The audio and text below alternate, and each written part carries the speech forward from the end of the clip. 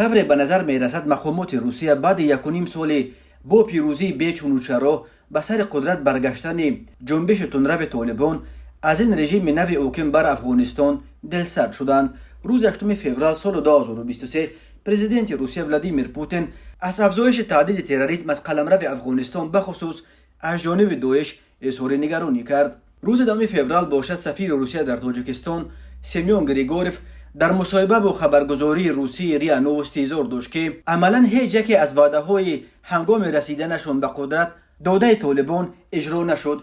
گریگوروف یادآور شد که طالبان از جمله کفالت داده بودند که دیگر از خاک افغانستان تهدید تروریسم بر نخواهد خاست. با این وجود در ماه‌های آخر ما شاهد چندین عمل بزرگ تروریستی از جمله به ضد نمایندگی‌های دیپلماتی در کابل و در مرز با همسایه شمالی افغانستان شدیم، گفت سفیر روسیه.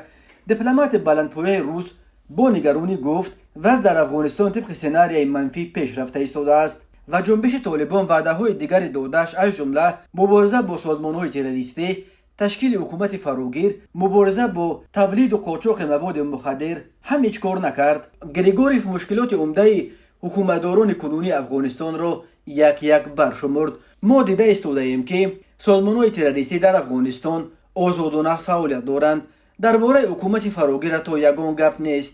بنا به معلومات سازمان ملل میدان کشت مواد کوکنور افزایش یافته است. این وضع خیلی بد مردم افغانستان را پره می کند. سفیر روسیه در دوشنبه گفت گمان است که کسی به صورت آشکارا به مرز تاجیکستان با افغانستان که بیش از 1400 کیلومتر طول می کشد و مرز جنوب اسنگه و اودکبه هم به شمار می رود حمله کند، ولی به هر صورت تمام سناریوهای مربوط به مرکب شدن وضع از جمله سناریوهای بدترین در دست بررسی قرار دارند.